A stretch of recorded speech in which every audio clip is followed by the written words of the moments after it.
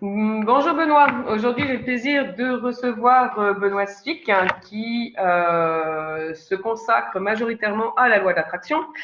Il a rédigé deux livres, Révélation et Héros 2.0, si je ne me trompe pas, plus toute une Exact. série d'e-books que vous pourrez retrouver sur son site.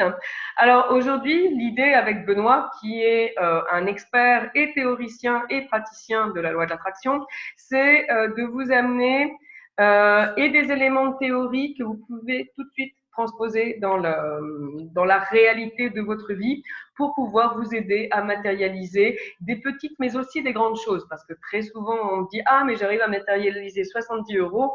Mais si vous arrivez à matérialiser 70 euros, vous pouvez matérialiser 700 000 ou 7 millions d'euros. Le principe est exactement le même. Voilà. Je vais laisser Benoît se présenter et puis après, on enchaînera selon un jeu de questions-réponses. C'est parfait. Merci Patricia de ton invitation surtout. Et c'est vraiment une super occasion de pouvoir parler de la loi de l'attraction différemment. Parce que semaine après semaine, je vois que ce terme, en fait, que cette fameuse loi de l'attraction, elle a parfois une connotation qui est très mal vue. Ça part dans des trucs ésotériques, spirituels, un peu New Age, avec des gens qui doivent tourner autour d'un feu en criant puis en chantant. C'est pas ça du tout. Et c'est vraiment, on y reviendra dans les questions, c'est vraiment cet aspect très concret de la loi de l'attraction que je mets en avant et qui parle aux gens parce qu'il faut parler aux gens de manière concrète et puis il faut leur donner des exemples qui vivent au quotidien et là c'est beaucoup plus simple pour qu'ils comprennent le phénomène.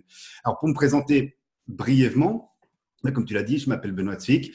Je suis l'auteur bien principalement, enfin de deux livres, mais principalement de Révélation, qui est juste ici, n'est jamais loin.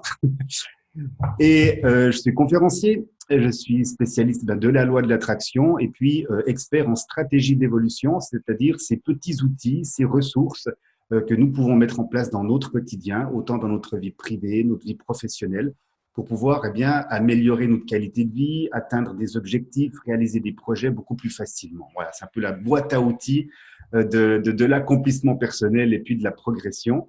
Et en fait, ça fait allez, ça fait un peu plus de 4 ans que je suis dans ce domaine-là et en fait, j'y suis pas arrivé j'y suis pas arrivé volontairement. J'y suis arrivé un peu par obligation. Pour faire très court, au tout début de ma carrière, j'étais dans le domaine sportif. J'étais prof de sport pendant plusieurs années. Ensuite, j'ai changé de domaine pour être policier pendant près de 10 ans. Et justement, j'ai eu, dans le cadre de mon activité de policier, un accident qui m'a gravement blessé au dos et puis endommagé le dos. Et en fait, du jour au lendemain, j'ai dû arrêter mon métier de policier et je me suis retrouvé en fait avec plus grand chose parce que tout ce que j'avais eu comme formation, autant dans le sport que j'ai dû complètement arrêter, moi qui étais un fan de sport, et également tout ce qui était police et tout ce qui allait autour, c'était plus possible. Et à l'époque, j'appelais ça le hasard. Maintenant, avec tout ce que j'ai mis en place, je n'appelle pas ça le hasard. Mais à l'époque, par hasard, j'ai découvert le film Le Secret. D'accord, Donc, je donc m'étais jamais. ton point d'intérêt sur la loi de l'attraction part de ce film. Alors, ça part de là. Enfin, vraiment, le tout départ, parce que c'était vraiment, j'avais aucune connaissance ni envie sur cette loi de l'attraction, même tout ce qui était, même au niveau de la psychologie, des neurosciences, de l'hypnose, je connaissais rien. J'étais policier, donc j'étais, on va dire, très très carré dans ce que je faisais. Et j'ai découvert ça. Voilà, franchement, j'ai lancé ce film sur YouTube, vraiment comme ça, me dire, allez, Donc, je savais pas quoi faire un après-midi, parce que je m'ennuyais, et je me dis, je vais regarder ce machin. donc Et au tu début, dis je n'ai pas j'étais cru. très très carré. Ça a Ah oui. l'air de dire que la loi de l'attraction, elle n'est pas faite pour les cartésiens. Mais on va y venir. On va y venir. Parce qu'en fait, la loi de l'attraction, on peut en parler de plein de manières différentes. C'est ça qui est magnifique. Et pour chaque personne, on peut avoir le bon discours et lui expliquer de la manière pour qu'il comprenne le mieux.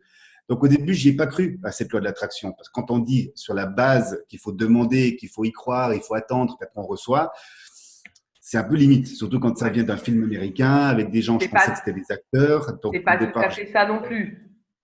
Au départ, je savais même pas que c'était des vraies personnes, hein, des personnes qui étaient des auteurs, des conférenciers, des gens inspirants. Je connaissais rien du tout.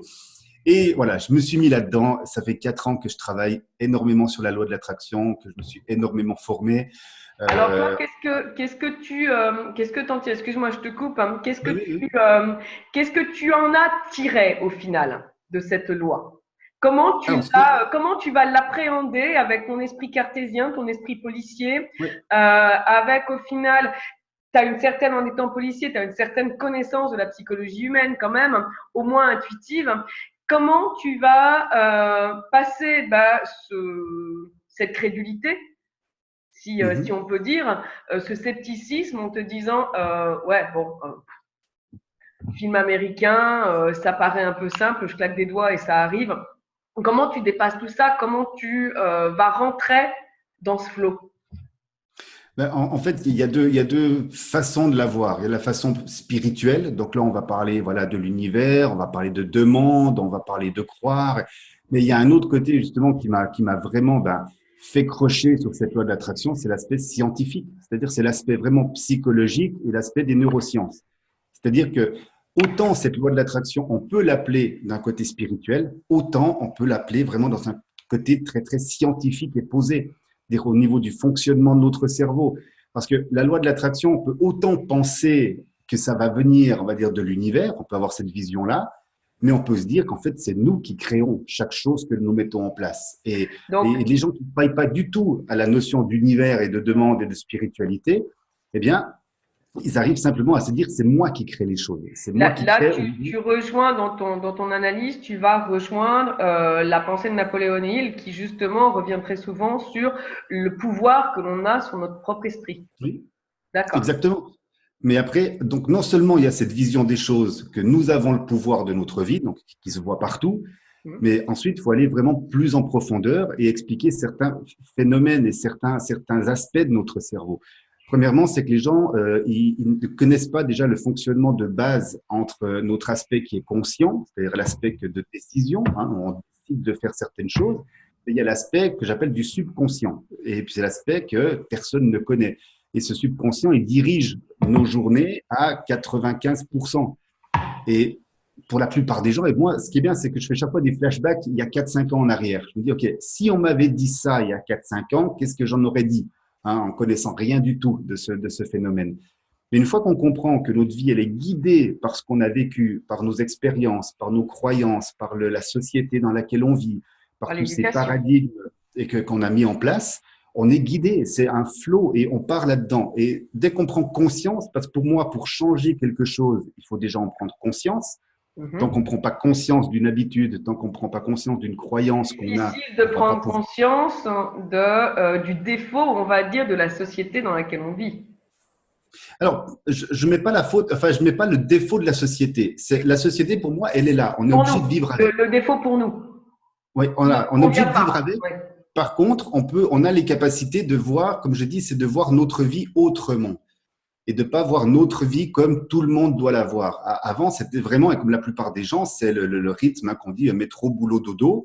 Et puis, c'est comme ça, hein, c'est du lundi au vendredi. Les seuls objectifs que les gens ont, parce que là, je parle pas de rêve, hein, je parle juste d'objectifs, c'est qu'est-ce qu'ils vont faire le week-end prochain, ou encore ceux qui sont très motivés, c'est qu'est-ce qu'ils vont faire les prochaines vacances. Hum. Et là, on arrive justement avec cette vision d'esprit au mois de septembre, où la notion de vacances, elle vient de finir. Donc, pour beaucoup de personnes, on est dans C'est une phase Noël un maintenant.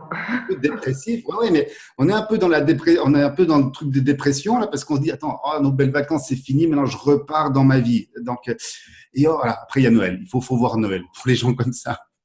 Mais au niveau de notre cerveau, il y a plein de phénomènes. On pourrait en parler vraiment pendant des heures. C'est pour ça que je donne des formations qui durent plusieurs jours là-dessus, dont principalement, pour moi, le plus important, ce qui correspond à la loi de l'attraction dans notre cerveau, c'est ce qu'on appelle le système réticulé activateur. C'est-à-dire, c'est un filtre qui va nous faire nous concentrer, qui va nous faire remarquer autour de nous les choses qui sont importantes pour nous. Alors, Et pour que ce soit peut-être clair pour ceux qui nous écoutent, le système réticulé activateur, activateur.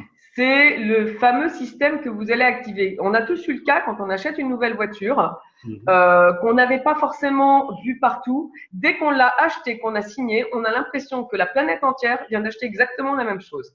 Parce Mhm. que notre cerveau va aller chercher l'information sur laquelle on est focalisé à ce moment-là. C'est le système de la place du Parking Angel. Voilà, c'est tout ce fil rouge, c'est ce système qui va se mettre en place dans notre cerveau et que l'on n'exploite pas. Exactement. Enfin, on l'exploite sans prendre conscience, encore une fois. Voilà. C'est la prise de conscience. Dire, OK, qu'est-ce que je vais mettre? Moi, je l'illustre vraiment sous la forme, très régulièrement, la forme d'un entonnoir. C'est-à-dire que on va mettre tout ce qui se passe dans notre tête, hein, très schématiquement, et puis ce système réticulé activateur, il va nous sortir qu'est-ce qui est important pour nous. C'est-à-dire que si dans ma vie, en général, j'ai une vie qui est triste, qui est négative, j'ai que des malheurs et tout, eh ben, en fait, ce système, il obéit à ce qu'on veut lui mettre, hein. Donc, il va nous focaliser que sur les mauvaises choses. Et puis, par contre, si pour moi, la vie, elle est remplie de belles choses, de joie, de bonheur, de belles rencontres, d'opportunités, bah là, ça va être différent. Donc, c'est déjà ça. C'est déjà qu'est-ce que je vais avoir devant mes yeux durant ma journée? Est-ce que je vais avoir quelque chose de négatif, une vie qui est triste, ou je vais avoir déjà une vie, un espoir, un esprit, un état d'esprit d'une vie qui soit positive et qui soit plein de belles choses? Donc la Et loi de au niveau l'attraction va commencer par comment je conditionne mes pensées et comment je Mhm. contrôle mes pensées. Exactement. Et surtout de, parce que les gens disent oui, mais c'est bien joli de voir, de faire comme ça. Moi, j'arrive pas. Mais après, c'est de prendre chaque situation qu'une personne vit, de prendre une situation, principalement, on va dire professionnelle. On peut prendre un exemple professionnel, parce que dans chaque situation, il y a un côté positif. Et c'est ça qu'il faut mettre en place. Dire quelqu'un qui veut, on va dire, mettre à son profit la loi de l'attraction dans son domaine professionnel, parce qu'il ne se plaît pas dans ce qu'il fait, c'est simplement de se dire, OK, je vais tourner la chose, ma profession, je vais la tourner dans un sens différent. Je vais activer d'autres choses dans mon esprit, parce que pour moi, finalement, mon métier, il va être quelque chose de positif. Donc, je vais conditionner mon esprit à voir le positif dans mon métier. Et tout va s'enchaîner derrière. Parce que pour chaque métier, il y a du positif. Et c'est ce Tout que à je dis fait. aux gens. Dire, même si tu t'ennuies dans ce que tu fais, chaque métier est fait pour apporter de l'aide ou du plus à À quelqu'un quelqu'un d'autre. d'autre. Le boulanger, il est là pour préparer des bonnes baguettes, des bons petits pains qui vont faire plaisir aux gens. Donc, même si c'est dur de se lever à 3 heures du matin, même si c'est un travail qui est astreignant, voilà, moi, je fais ce travail-là parce que je veux apporter du bonheur aux gens, je veux apporter des bons petits pains. Donc Même, finalement, aller les relier au pourquoi très certainement ils ont choisi à la base ce métier. aussi, Un pourquoi qui va mais s'étioler au fil du temps souvent. voilà, même ceux qui n'ont pas forcément choisi volontairement ce métier, on peut trouver du positif dans tout. Il y a souvent cet exercice avec les gens. OK, connaissez votre travail et qu'est-ce qu'il y a de positif dans votre travail? Le facteur, il amène des cadeaux, il amène le cadeau d'une grand-mère à son petit-fils, même le nettoyeur de toilettes, il fait que les gens se sentent bien quand ils vont aux toilettes. Il faut avoir cet aspect de qu'est-ce qui est positif. Et c'est très difficile justement dans cette société qui est plutôt axée vers tout ce qui est négatif. Donc pour moi, la loi de l'attraction démarre déjà avec un état d'esprit différent. Et, l'étape suivante, c'est déjà d'être au clair avec ce qu'on souhaite obtenir. Et c'est là qu'il y a D'accord. des gros soucis aussi avec Et les souvent, gens, c'est les qu'ils n'ont gens pas de savent ce qu'ils ne clarté. veulent pas, mais ne savent pas ce qu'ils veulent. Voilà, déjà, ils savent ce qu'ils veulent pas, ils savent pas ce qu'ils veulent, mais quand ils savent ce qu'ils veulent, ils le savent pas avec clarté. Et puis ça, je l'ai Est-ce que illustré tu peux très. justement, oui, nous Vas-y. préciser le mot clarté? Qu'est-ce que tu entends Voilà. par clarté? Alors, par clarté, je vais prendre le petit exemple qui m'est arrivé il y a quelques temps en arrière et qui est très parlant. J'avais rencontré une personne qui m'avait dit, ah, mais attends, toi, tu t'occupes avec la loi de l'attraction et tout. Moi, j'ai plus d'argent. Enfin, j'aimerais avoir plus d'argent dans ma vie. Comment je peux faire? Dis-moi comment je peux faire pour avoir plus d'argent dans ma vie? Et ben, je lui ai dit, bah, attends, je vais t'expliquer tout de suite comment ça marche. Alors, j'ai mis ma main dans la poche et puis j'avais une pièce de monnaie d'un franc, c'est des francs suisses, ici en France, ça pourrait être un euro, hein. Et puis je lui donne cette pièce d'un euro, d'un franc. Et je lui dis, voilà, tu vois, ça marche à l'attraction. Tu as demandé, tu as reçu, tu as plus d'argent. Et là, la personne, elle me regarde, elle me dit, mais attends, mais tu racontes quoi là? Tu m'as donné un franc, moi je veux pas un franc. Je dis, mais attends, tu m'as demandé plus d'argent. Donc là, avec un franc, tu as plus d'argent. Et c'est là qu'il a compris. Il dit, ah ouais, attends, c'est vrai que plus d'argent, c'est quoi? C'est quoi? C'est 10, c'est 100, c'est 1000, c'est 10 000, c'est 50 000. Et une fois qu'on a défini qu'est-ce que c'est pour nous avoir plus d'argent, dire je veux 30 000 euros, 50 000 euros, 100 000 euros, ben là déjà on va avoir une vision beaucoup plus claire. Même dans un couple, quelqu'un qui dit je veux avoir un couple qui soit heureux, qui soit dans le bonheur. C'est quoi être heureux dans le bonheur? C'est quoi pour toi? Ah, d'avoir plus de moments de partage, plus de complicité. Ah ben voilà, là on est plus précis. Parce que tant qu'on ne sait pas ce qu'on veut avoir, eh ben, on l'aura jamais. Enfin, déjà, on va jamais le trouver. C'est comme la commande sur Amazon. Si je veux juste commander une paire de chaussures, bah, je risque de recevoir un peu tout n'importe quoi. Et qu'est-ce qu'ils savent ce que je veux comme chaussures? C'est que si je sais que je veux des baskets de telle marque, de telle couleur, tel modèle, avec telle taille, ah bah, là, je vais recevoir ce que je veux. Donc, être plus au clair. Déjà, pour les 3 étapes qu'on peut regarder, c'est la première, c'est déjà avoir l'état d'esprit qui est changé vers un côté positif des choses qui m'arrivent. La deuxième chose, c'est d'avoir justement plus de clarté pour être très précis dans ce que je souhaite obtenir. Et puis le troisième point, c'est tout le monde vous dit de passer à l'action. Et ça me fait beaucoup rire, c'est que les gens se disent ouais, c'est génial, je passe à l'action, je passe à l'action. Alors j'ai des gens qui viennent chez moi, qui disent, tu vois, moi je perds du poids, tout ça, je passe à l'action, j'ai fait ça, ça, ça, ça, ça. Puis après ces gens-là, en fait, plus ils entendent de passer le fait de passer à l'action, plus ils se transforment, comme j'appelle, en ventilateurs, parce que c'est des gens qui brassent de l'air. C'est qu'ils font plein de choses, mais il n'y a rien qui est concret, il n'y a rien qui est structuré. C'est-à-dire qu'ils font plein d'activités, plein de tâches, plein d'actions qui ne servent à rien. C'est là, la personne qui veut perdre du poids, se remettre en forme, elle ira acheter des baskets, la dernière tenue à la mode, elle ira faire ci, faire ça. C'est quoi le concret? Tu vas t'inscrire à la salle de sport. Là, c'est une action concrète qui va t'amener vers ce que tu souhaites. C'est pas les baskets, parce qu'après, il faut y aller. Il faut aller courir, il faut aller à la salle. Mais les actions, elles doivent être, comme on dit, des actions qui soient inspirées, de décider et de ne pas. On peut faire 2 actions ou 3 actions qui sont largement suffisantes pour manifester plein de choses. Parce que je sais que ce que je mets en place, vu que j'ai de la clarté à l'étape numéro 2, vu que je suis au clair dans ce que je souhaite obtenir, eh bien, je ne vais pas faire des choses inutiles. Donc, je ne vais pas me transformer en ventilateur. Ce n'est pas le nombre d'actions qu'on met en place qui nous amène aux résultats qu'on souhaite. C'est la qualité et la précision de chaque action.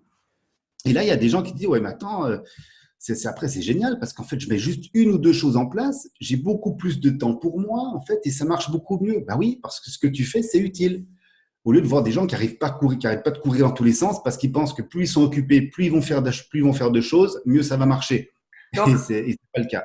Voilà. On est toujours dans cette fameuse dualité entre le faire et l'être.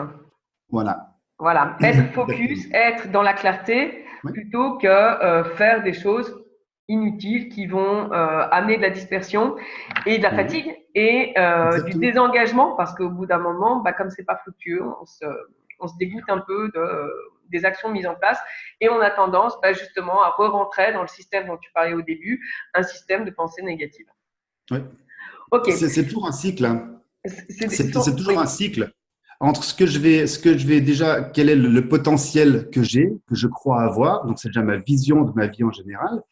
Plus je pense avoir les capacités, les compétences et le potentiel, eh bien, plus je vais avoir de motivation à faire des choses. Si au fond de moi, je sais que je vais perdre 20 kilos, je sais que je vais pouvoir courir un marathon, donc j'aurai plus de motivation. En ayant cette motivation, les actions que je vais mettre en place, eh bien, elles seront vraiment précises, elles seront inspirées.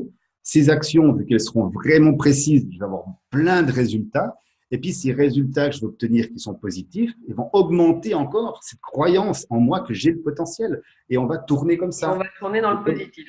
Voilà. Et comme tu l'as dit avant, si je commence à douter, je commence à voir que ma vie, elle n'est pas comme je souhaite, que j'ai des difficultés, que j'arriverai jamais finalement à développer ce projet, à créer ce business, ma motivation, elle va être au plus bas. Les actions que je vais mettre en place, ça va être des choses qui vont être des actions d'auto-sabotage, des choses qui vont m'amener à rien du tout. Les résultats seront négatifs, et ben, ils vont renforcer cette sensation que je ne pourrais pas le faire. Donc, c'est bien parce qu'on peut tourner dans un sens, soit dans l'autre. Après, c'est chacun. Elle marche dans les 2 sens, la loi de l'attraction. Exactement. On attire ce sur quoi on focalise notre attention et nos pensées. Si je focalise mes pensées sur du négatif, eh bien, je vais attirer du négatif. Et le dernier point, c'est que la loi de l'attraction fonctionne, c'est en permanence. C'est pas les gens disent ah non mais moi j'utilise pas, ah moi j'utilise, ah moi j'utilise pas. C'est comme la gravité. J'ai toujours la gravité, c'est que si je lâche un stylo, il va tomber toujours vers le bas à n'importe quelle heure. Je peux le faire à 3 heures du matin, le dimanche, le stylo il va toujours tomber. Donc la loi de l'attraction. Tout le temps. C'est la même chose. Et les gens qui me disent ouais mais ça marche pas, c'est nul ton truc. Ben oui, si ça marche, tu vois. En fait, ton état d'esprit, il est négatif. Et qu'est-ce que tu as dans ta vie que des problèmes? Ça marche. Souvent, on déconnecte la loi de l'attraction de la loi de la vibration. C'est complémentaire. C'est complémentaire. On va parler de la loi de la vibration dans un côté un peu plus spirituel parce que c'est moins concret. de dire que nous vibrons, que nous attirons à nous les mêmes vibrations, les mêmes fréquences, c'est déjà très bizarre pour certaines personnes qui sont pas vraiment accoutumées à cette loi de l'attraction. Donc, si on attaque déjà à leur parler de vibration, dire non, moi je vibre pas, moi je vais bien, il n'y a pas de souci. Par contre, quand on parle de, comme tu as donné l'exemple, soit des voitures, quand on a décidé d'acheter une nouvelle voiture, on va voir que celle-ci, les femmes enceintes, dès qu'une femme est enceinte, elle va avoir plein de femmes enceintes autour d'elle. Et donc déjà là, les gens, ils ont tous vécu. Moi, j'utilise vraiment des exemples que les gens ont vécu dans leur quotidien. Parce que si on part sur des exemples qui leur disent rien, non mais moi, ça m'arrivera jamais ça, et voilà, tiens, ça t'est arrivé ça? Oui, bah, tu vois, c'est comme ça que ça fonctionne. Et il y a plein d'outils, justement, ces outils très, très concrets à mettre en place. Et cette loi de l'attraction, on pourrait même changer sa dénomination pour qu'elle soit quelque chose de plus concret pour les gens.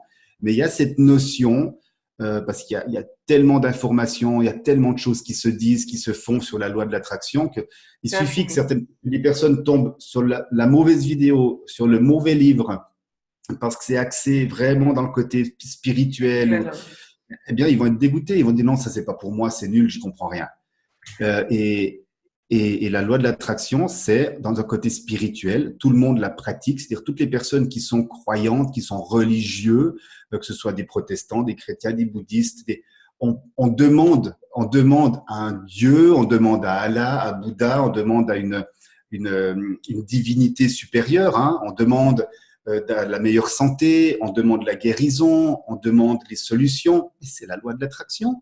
C'est-à-dire que je demande, donc que ce soit à un Dieu, Bouddha, Allah, n'importe qui, ou que je demande à l'univers, ou bien je peux l'appeler baleine bleue, ou bien je peux l'appeler Auguste, c'est la même chose.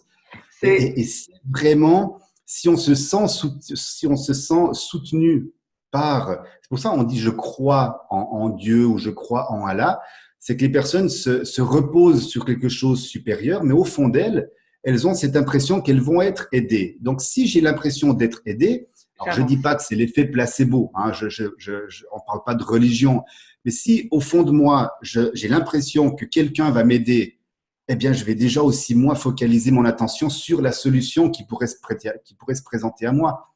Donc là aussi, on repart sur ce système réticulé activateur et dire, OK, je vais avoir de l'aide, ça va arriver, sous quelle forme, je ne sais pas, donc, je vais voir. Je scrute. Et je scrute, voilà. Et forcément, après, on voit plus de choses. Exactement. Donc, OK, ça, donc on peut assimiler, c'est loi de l'attraction égale foi dans le domaine spirituel. Je voudrais revenir sur quelque chose que tu as dit quand on se met à douter.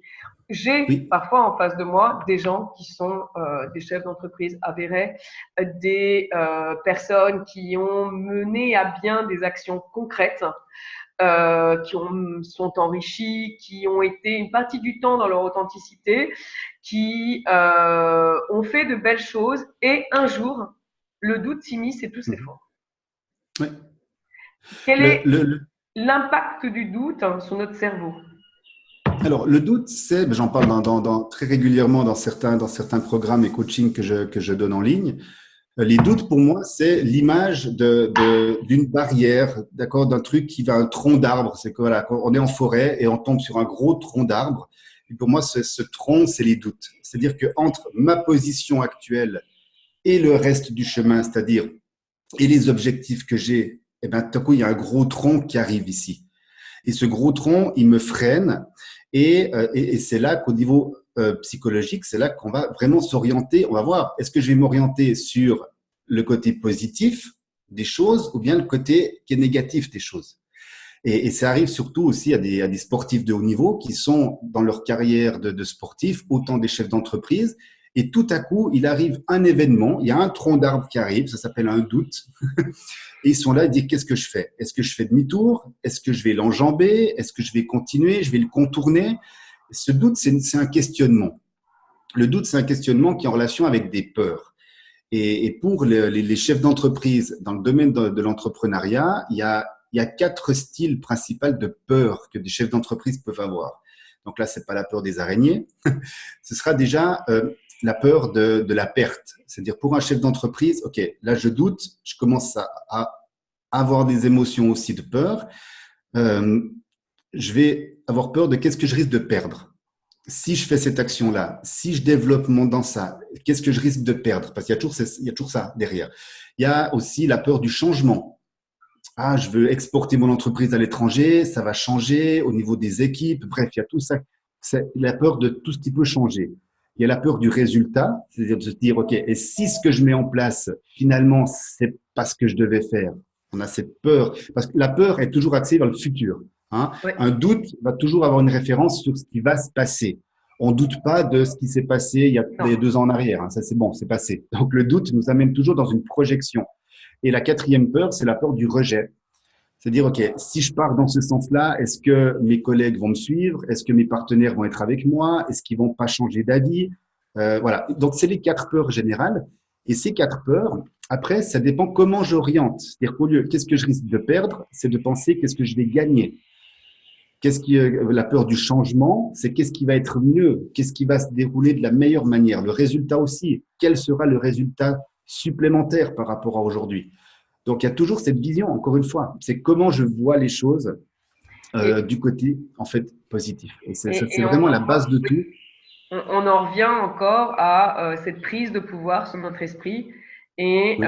cette façon de contrôler nos pensées qui fait que on a toujours 2 axes sur un problème, s'orienter vers le positif pour continuer d'avancer.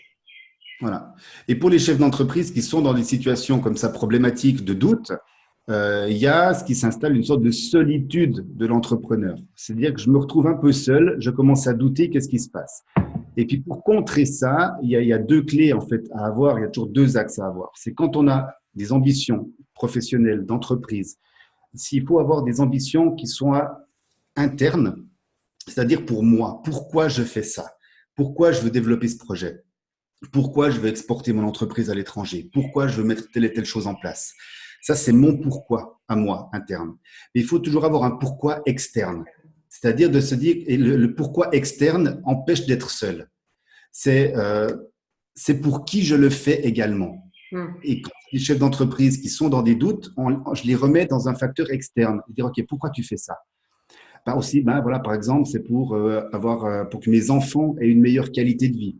Voilà, pour bien gagner ma vie, pour pouvoir payer des études à mes enfants, pour qu'ils puissent bien étudier. Ou bien c'est pour voyager la plupart de l'année. Donc il y a toujours des choses qui sont externes. Et là, quand on se dit, attends, si moi je commence à douter et je risque d'abandonner ce que je fais, je vais penser, ah non, parce que ça, je fais pas seulement pour moi, mais je le fais aussi pour mes enfants. Ce que je fais là, c'est pour mes enfants, c'est pour leurs études. Alors go. Et là, on casse cette solitude.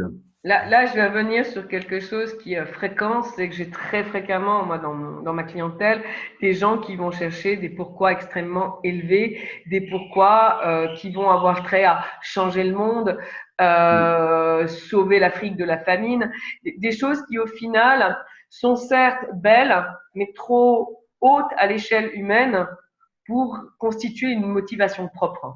Oui. Très souvent. Oui, vas-y, pardon. Il y a la mise en place toujours aussi, si on a des croyances, des croyances limitantes, un manque d'estime de soi, de confiance dans certains projets, on peut aussi inconsciemment fixer des objectifs extrêmement élevés. Parce qu'au fond de nous, on sait qu'on n'atteindra jamais. Un chef d'entreprise qui veut développer une activité, une entreprise pour, comme tu dis, sauver, éliminer la faim en Afrique ou comme ça, il sait au fond de lui que c'est pas possible lui seul. Mais il va se le dire.